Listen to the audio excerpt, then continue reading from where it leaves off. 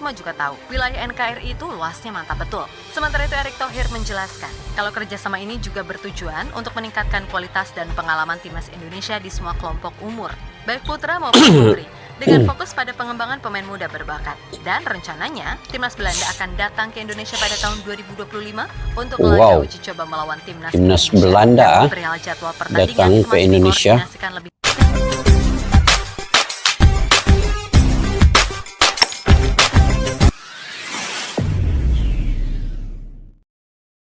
Assalamualaikum dan salam persaudaraan. Selamat bertemu kembali guys di channel Askalani Studio. Apa kabar semua? Semoga dalam keadaan sehat walafiat, sentiasa kalian dimurahkan rezeki dan juga sukses kalian dalam apa jua yang kalian usahakan guys. Oke, hari ini guys saya ingin mereaksi lagi.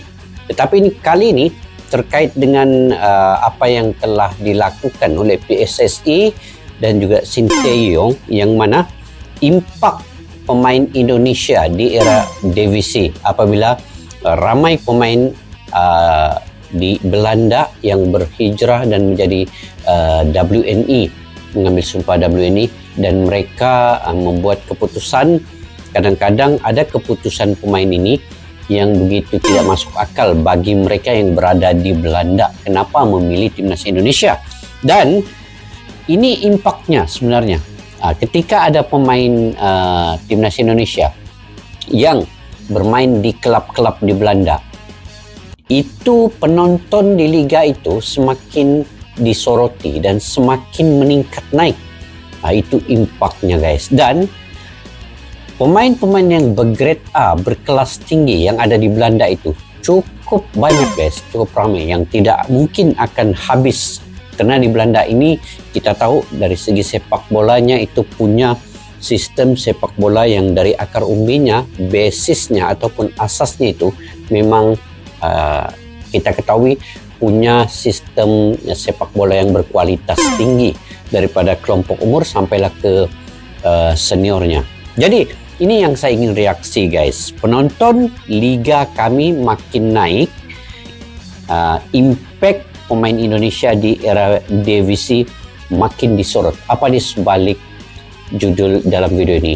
Yuk kita sama-sama nonton video ini guys.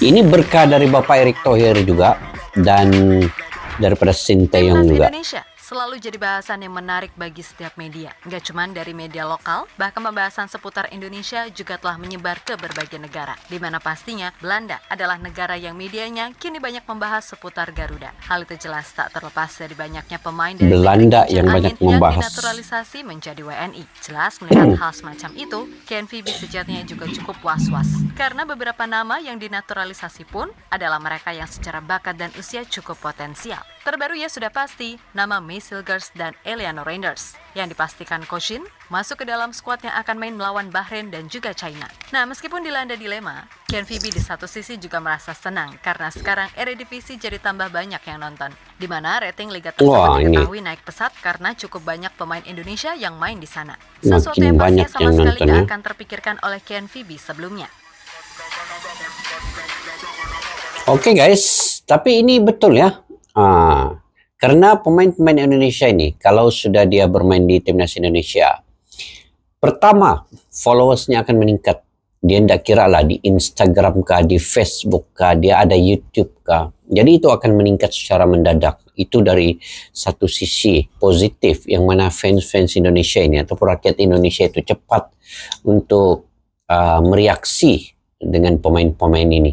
Dan ini salah satu daripada antara interaksi di antara fans ataupun supporter dengan pemain itu sendiri, mengklik ataupun memfollow, like dia punya ikan-ikan media sosial.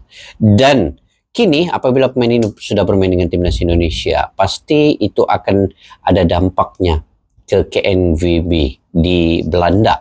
Juga peningkatan kepada mungkin penonton yang hadir ataupun dari segi disoroti oleh media-media itu juga semakin meluasnya. Jadi itulah antara dampak. Kita tidak nafikan Indonesia ini punya rakyat yang sangat sporting, yang sangat ramah ya, yang sangat ramah. Kayak gitu guys. Oke, kita lanjut.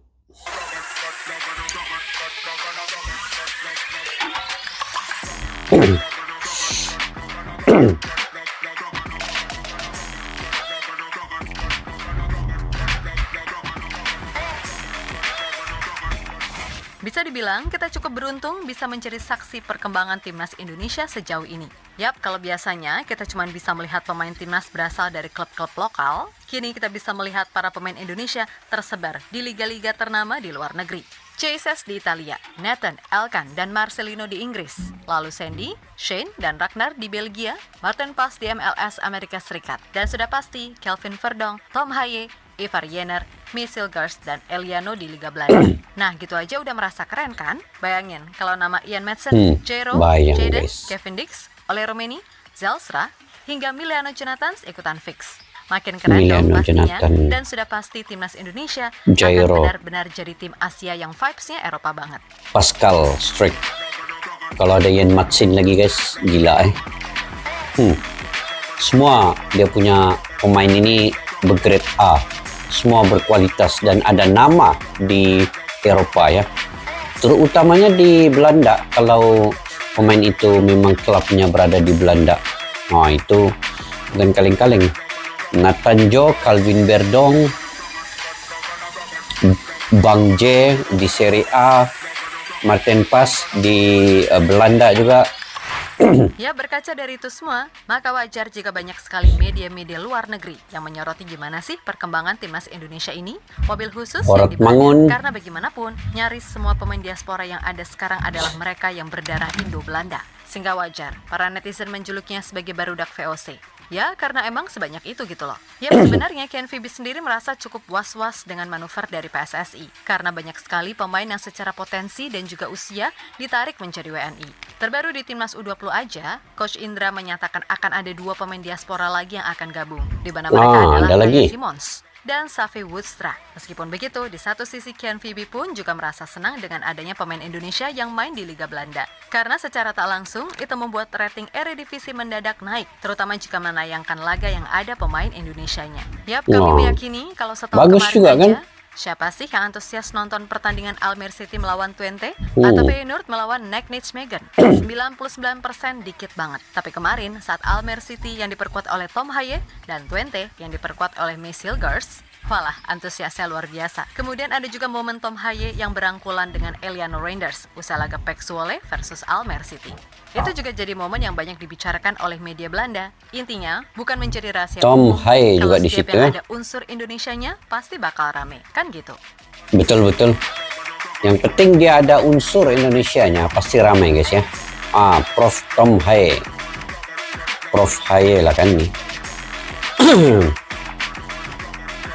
Jadi untung sebenarnya pemain-pemain yang memilih timnas Indonesia ini. Memang dia untunglah dia dapat menikmati segala kemudahan, fasilitas, infrastruktur dan juga terutamanya rakyat Indonesia lah yang ramah. Naturalisasi dari PSSI, Ken Vibi sendiri mengaku turut senang dengan perkembangan timnas Indonesia yang Ken Vibi sekarang. Pun turut senang ya. Kenapa Ken Vibi mau untuk menjalin kerjasama dengan PSSI.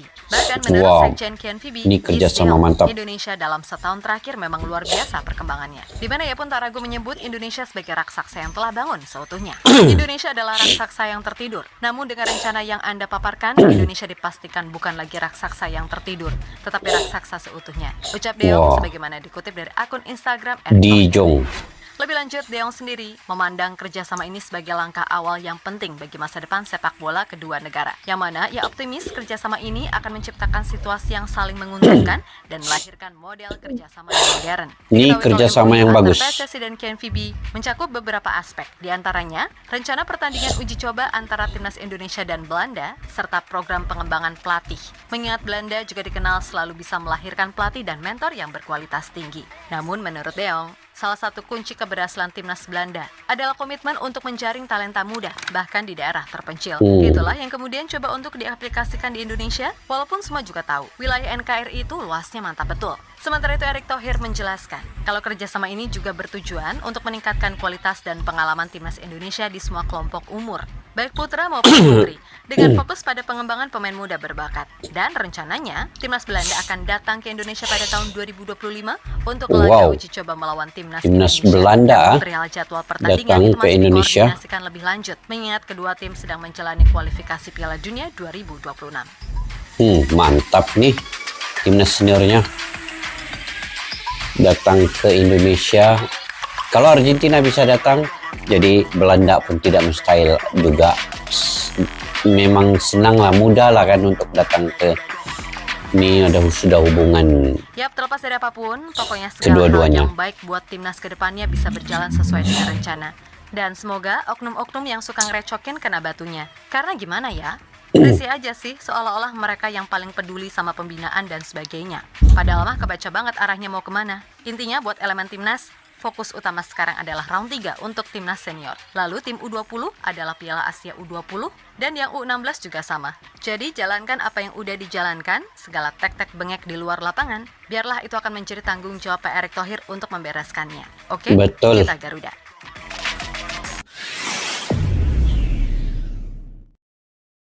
Oke guys, kerjasama di antara Indonesia dan juga Belanda ya, ini sebenarnya satu kerjasama yang sangat baik ya dalam sepak bola dan juga bukan saja dari segi sepak bola, sebenarnya hubungan kedua-dua negara ini, Belanda dan juga Indonesia. Walaupun dulu Belanda menjajah Indonesia selama 350 tahun, tetapi imbal baliknya kini Indonesia dapat merasai sendirinya betapa banyak pemain-pemain bergrade A di Belanda yang kini memilih untuk membela timnas Indonesia. Itu mungkin baru berapa pemain, sekarang ini baru ada 14 pemain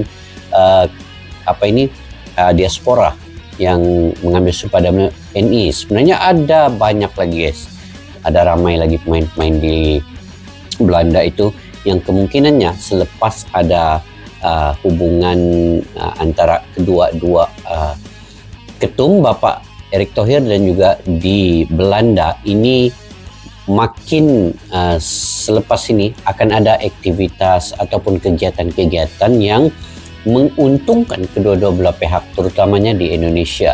Mungkin dari segi kelompok umur, asas basisnya kepada pembinaan talenta-talenta muda ini akan bermula dengan adanya kedua-dua hubungan di antara Bapak Erick Thohir dan juga ketum di Belanda ini. Dan ini yang sepatutnya diambil contoh ya oleh negara-negara ASEAN yang lain. Bukan kita menidakkan negara yang lain, tetapi apa salahnya kita mengambil dari sudut sisi yang positif setiap perkembangan sepak bola yang ada di Indonesia ini bisa dijadikan contoh untuk negara-negara jika ingin pembangunan itu seimbang di antara negara-negara ASEAN dan bisa membangunkan sepak bola ASEAN. Siapa tahu nanti ASEAN ini juga akan menjadi gergasi sepak bola.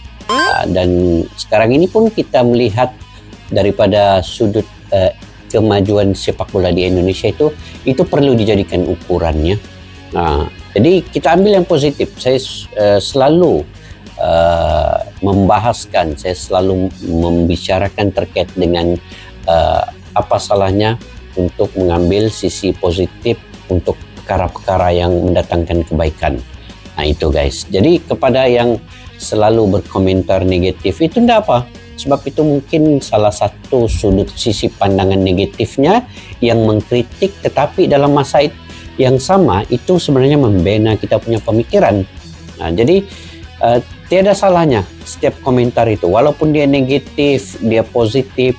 Saya selalu membaca komentar-komentar yang negatif, tapi dalam ruang lingkup yang lain, saya selalu mengadaptasi, saya selalu menapis, saya selalu coba mengkoreksi apa yang dilontarkan komentar oleh para netizen, sama ada ide negatif, itu saya coba membawa kepada dari sudut sisi yang positif, walaupun komentar itu negatif. Jadi dia sebenarnya daripada kita punya pemikiran sendiri daripada kita punya minda sendiri. Kalaupun dia negatif, tapi dalam pembawaan kita itu kita rasakan, wah ini mungkin dari segi kritikan yang akan membina dan mampu untuk kita mengubah, apa salahnya kita ambil sudut itu dari sisi positif juga.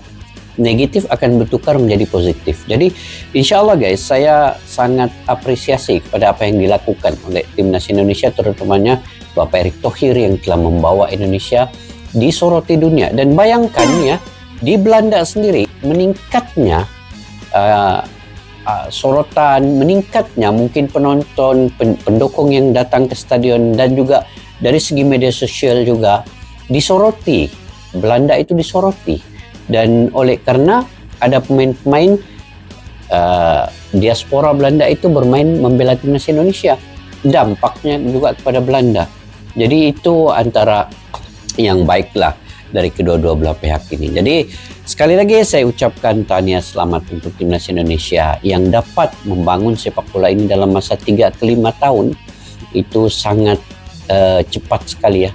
Sangat cepat sekali, yang sebenarnya proses untuk pembangunan sepak bola ini akan mengambil masa 5-10 tahun, tapi ini kiranya sudah berjaya. Dari semua kelompok umur itu dapat dibangunkan seiring dan sejalan di antara kelompok umur dan juga seniornya. Jadi satu kejayaan untuk Bapak Erick Thohir dan juga Sinteyong yang harus dicontohi oleh negara-negara lain. Oke guys, sampai di situ saja video pada kali ini. Mungkin kalian punya pandangan pendapat sendiri, kalian boleh komentar di ruang kolom di bawah.